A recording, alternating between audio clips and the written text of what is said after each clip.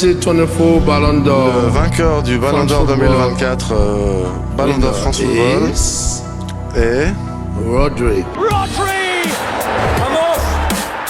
Mais j'aurais cru que cela serait possible, et je me souviens de cette journée où je me suis dit ça suffit. J'ai appelé mon père en pleurs.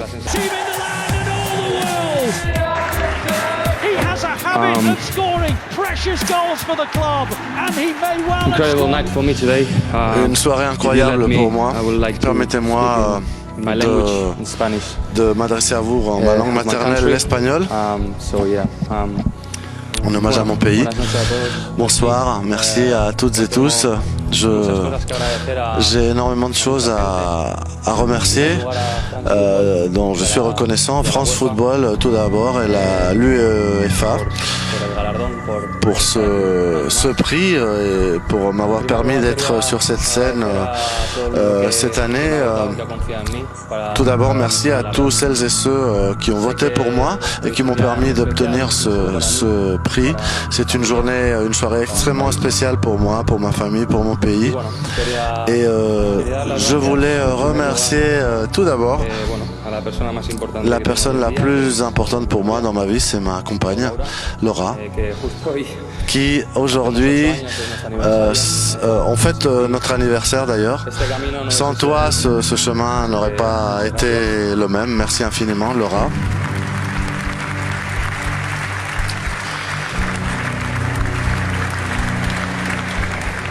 À ma famille, bien évidemment, pour toutes les valeurs qu'ils m'ont transmises.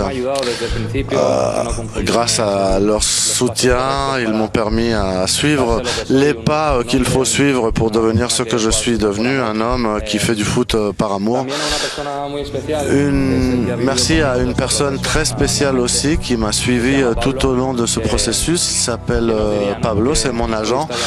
Qui l'eût cru, hein, Pablo, nous retrouver là quand tu venais me chercher pour aller au match, avec cet amour inconditionnel, ce soutien incroyable, altruiste, poursuivant les mêmes rêves que je poursuivais, c'est-à-dire atteindre le sommet.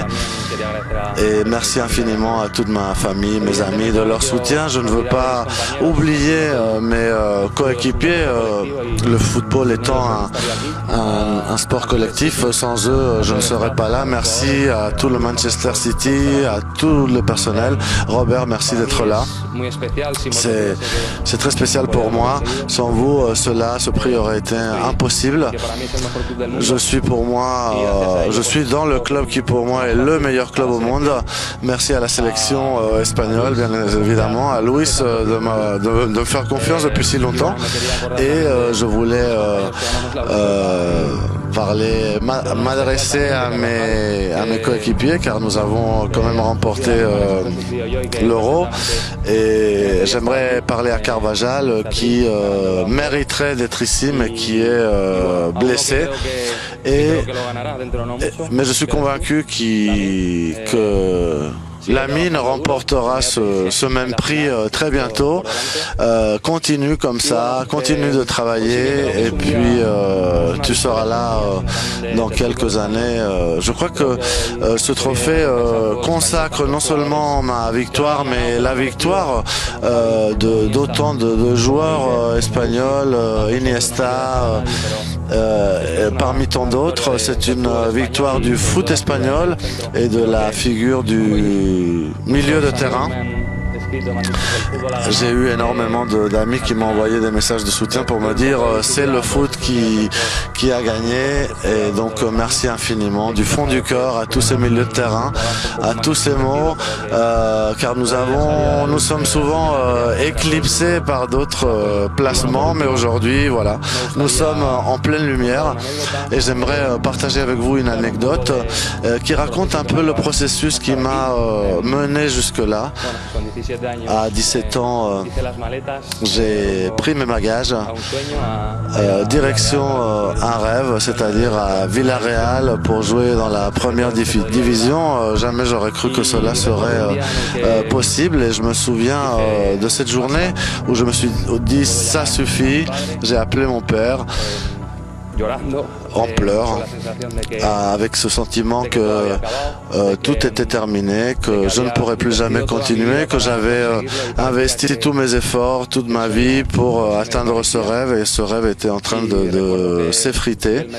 Et mon père m'a dit non, on ne jette pas l'éponge comme ça, on n'est pas arrivé jusque là pour rien, on va serrer les dents. Et donc ce jour-là, ma mentalité a changé jusqu'à aujourd'hui. Voilà, cela raconte qu'un garçon tout à fait normal, avec des valeurs, qui essaie de faire les choses bien et qui fait fi des clichés autour du foot, etc., peut atteindre le sommet. Je suis très fier d'être le meilleur joueur du monde aujourd'hui. Merci infiniment.